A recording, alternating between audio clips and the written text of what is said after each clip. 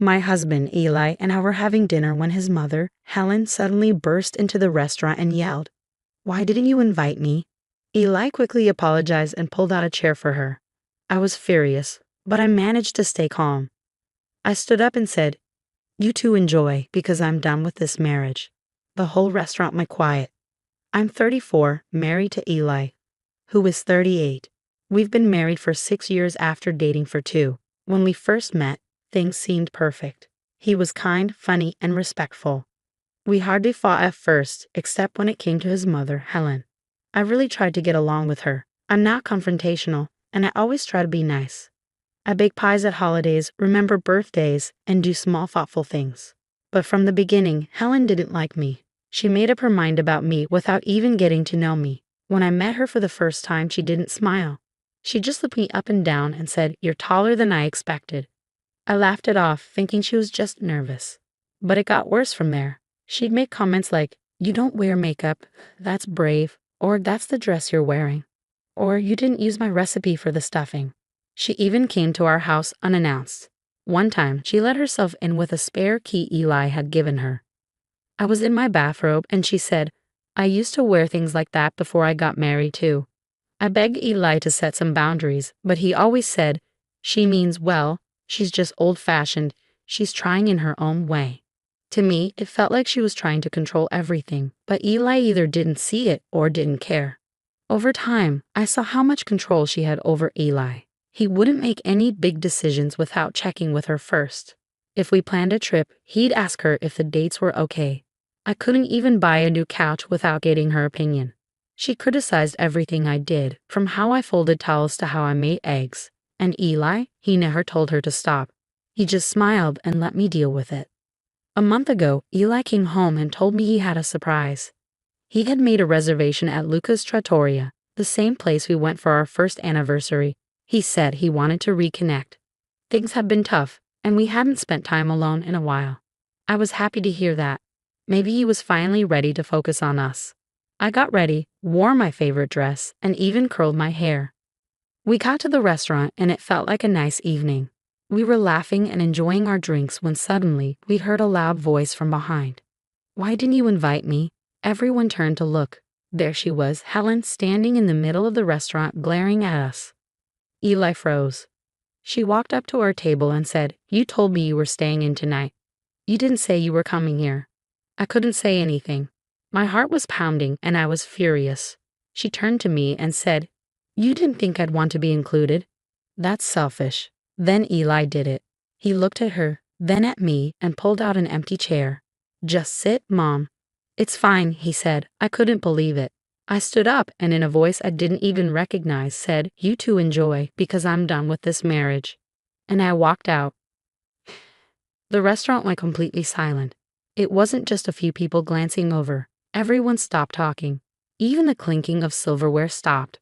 I didn't look back at Eli or Helen. I walked out the door and didn't stop until I reached the corner. I called an Uber and went to a friend's house. I didn't go back home that night or the next. When I finally did, Eli was waiting. He looked shocked, like I was the one who ruined the night. He said, "You embarrassed me." I replied, "You chose her." He tried to explain, saying he didn't want to make a scene and that telling her to leave would have caused more trouble. He said he didn't know what else to do. I said, "You could have stood up for me like a husband, like someone who cares." He didn't say anything. This wasn't just about one bad dinner. It was years of being ignored, pushed aside, and expected to just deal with it.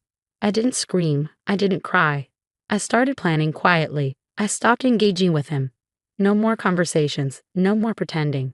I began separating everything. Finances, accounts, everything. I met with a lawyer, got documents, took pictures of everything in the house that I bought. I opened a new bank account, changed my direct deposit, got a P.O. box, and found a new apartment. Eli still acted like nothing was wrong, like the dinner was just an overreaction. I stopped sleeping in the same bed, stopped cooking meals. He didn't seem to notice, or maybe he did and didn't care. After the dinner incident, I stayed quiet and took time to think. Eli acted like nothing had happened. The day after I came back, he was playing video games on the couch like it was any other Saturday. He asked, "You feeling better?" I didn't respond. He said, "You know how she gets. It's easier to let her come along than deal with the drama. I didn't answer, I just walked past him, realizing I was done pretending.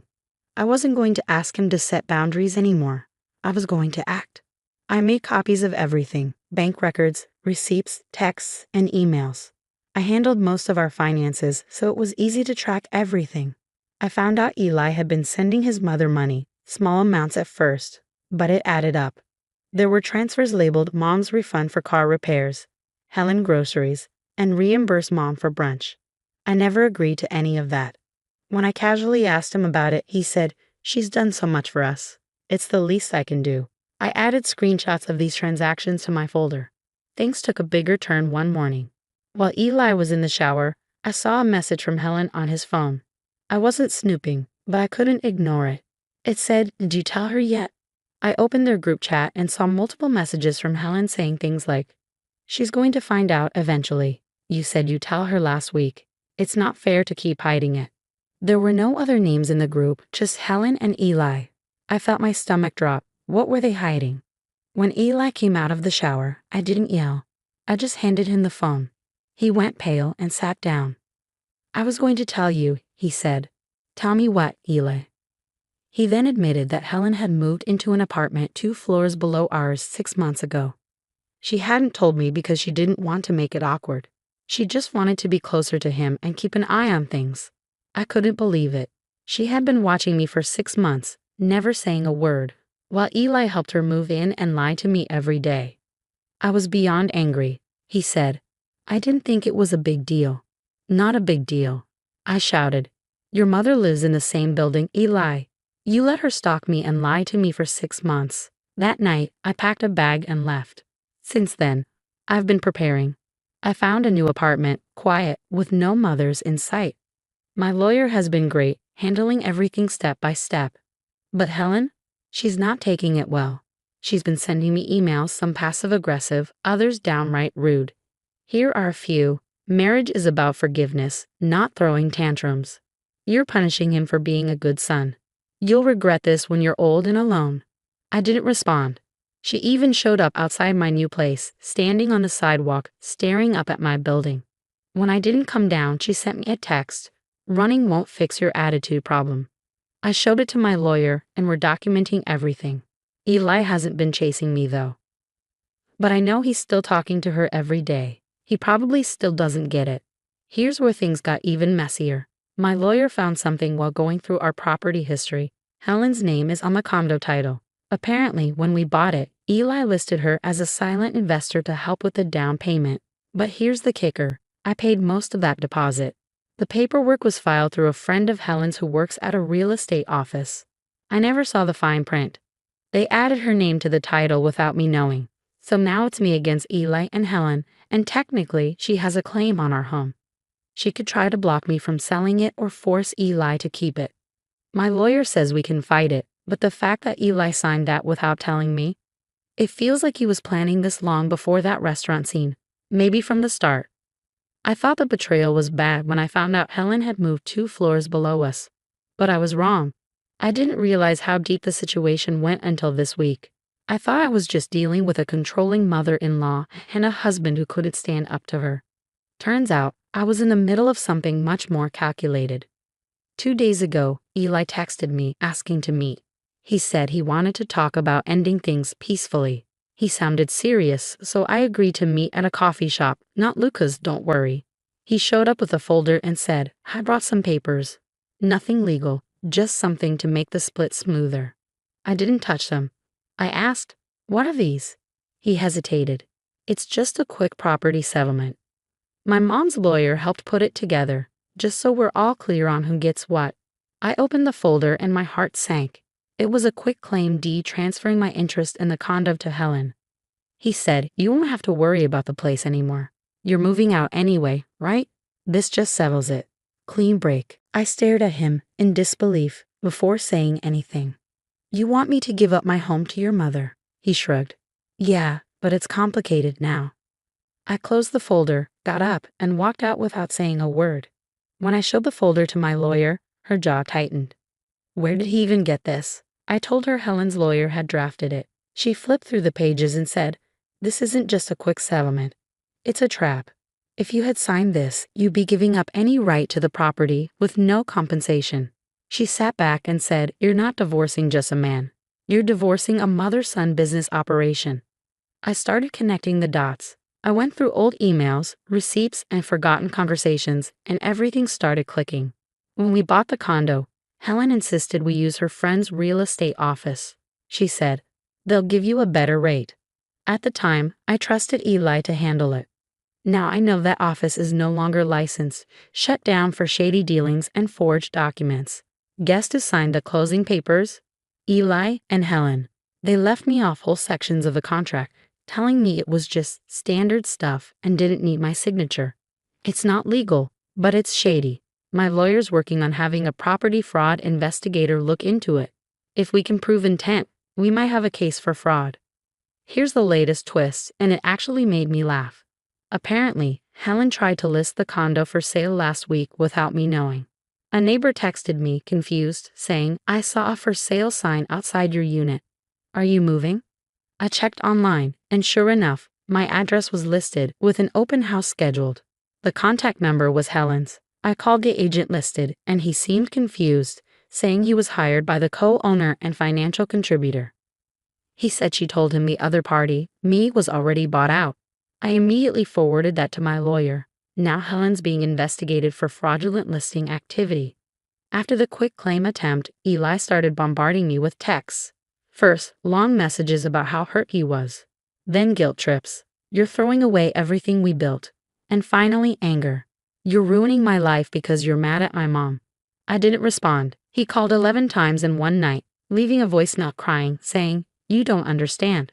She was the only one there for me when I had nothing. She gave me everything, and now you're taking it all away from her." That told me everything I needed to know. I wasn't just married to Ella. I was married to Eli and Helen, and I was the third wheel all along. The condo is now on hold due to the investigation. Nobody can sell it until ownership is clarified. My lawyer is preparing for a full divorce filing and property dispute. I've started therapy weekly because I didn't realize how broken I felt until I left that house. Helen is under watch. If she tries another stunt like the fake sale, we'll file criminal charges. There's more I haven't shared yet. Things I've uncovered about Eli's bank accounts, things I'm sure Helen doesn't even know I know. That's coming soon. This isn't over, not even close. At this point, the legal battle had started. The divorce was happening and the property dispute was a nightmare. Helen had even tried to sell my condo behind my back, but it still wasn't over. Some people don't give up easily. It was a Thursday night and I was at my new apartment, eating takeout when I got a text from Eli. "Can you come to dinner at Mom's one time to talk?" I didn't answer right away. Something about his tone felt wrong, too calm, too fake, but I agreed. Why? Because I wanted them to say it all out loud.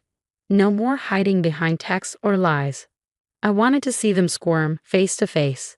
I needed it for closure. I got there early at 7:00 p.m. sharp. Helen opened the door with a smile like everything was normal. Her house smelled like meatloaf and entitlement. She said, "Glad you came. We can be adults about this." I didn't smile. Eli was already sitting at the table, looking tired and worn out. Good. We sat down. Dinner was quiet at first, then Helen cleared her throat. "We wanted to talk about the condo, about what's fair." Fair? I almost laughed. She kept talking. "You were never financially ready to buy something like that. Eli and I made it happen. It only makes sense that we protect our investment." Eli nodded a little. "It was never meant to go this way." I put my fork down. "You mean the way you lied about her living in the building, forged my signature, and tried to trick me into signing my property over with a fake document?" Helen frowned. "Don't be dramatic." That's when something snapped in me. I stood up.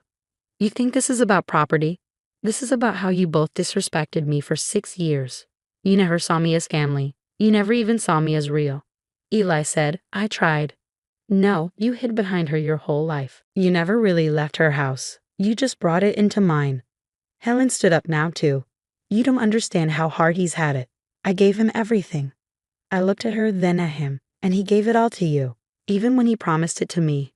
Then I pulled out a folder from my lawyer, bank statements, payment records, proof that I paid for 87% of the condo directly. I dropped it on the table. That's the truth. You can tell your stories, but numbers don't lie. Silence.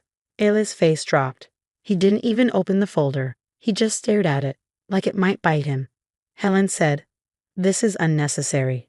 You're being vindictive." Just then, a voice spoke behind me. "She's not being vindictive. She's telling the truth." It was Helen's sister, Aunt Marie. I hadn't noticed her come in. Apparently, she was involved because my lawyer had subpoenaed Helen's financials, some of which were tied to Marie through a family trust. Marie walked in with her arms crossed. "Do you want to tell her, Helen? Or should I?" Helen froze. I asked, "Tell me what?" Marie looked at me. The money Helen used for the down payment, it wasn't hers. It was from a trust fund left by her late husband, meant for younger family members. She wasn't supposed to touch it. She forged documents to get it released. I found out because your lawyer asked me to verify the funds. My stomach dropped. Eli whispered, "Is that true?" Helen stayed quiet. Marie dropped the bomb. "If this gets reported, and it will, she could be facing fraud charges." Helen screamed, "You're destroying this family. You brought an outsider into our home, and now look what's happened." Eli stood up and yelled back, "You did this, Mom. You lied. You made me lie. You ruined everything." She slapped him right there, in front of me and Marie. He didn't react. He just stood there, shaking, red-faced. I picked up my folder and calmly walked out. Before I left, I said, "You can keep your lies, but you're not keeping my life, my name, or my future." And I walked out. The next day, my lawyer froze the condo's title completely. Helen's accounts were flagged for investigation. Marie agreed to testify if needed. Eli emailed me to apologize, saying he didn't know about the trust fund and was sorry for everything. I didn't reply. Instead, I signed the final divorce papers, had them delivered to his new P.O. box, and changed my last name back the next day. It's been 3 months since that night. I live in a smaller apartment now, no fancy countertops, no shared mortgage, but it's mine. I sleep better, laugh louder, and cook dinner without being judged for how I slice vegetables. Sometimes I look back and feel angry about the years I lost, about how blind I was. But mostly, I feel grateful because I got out. And if you're reading this, wondering whether you should walk away from someone who never stood up for you, here's your sign.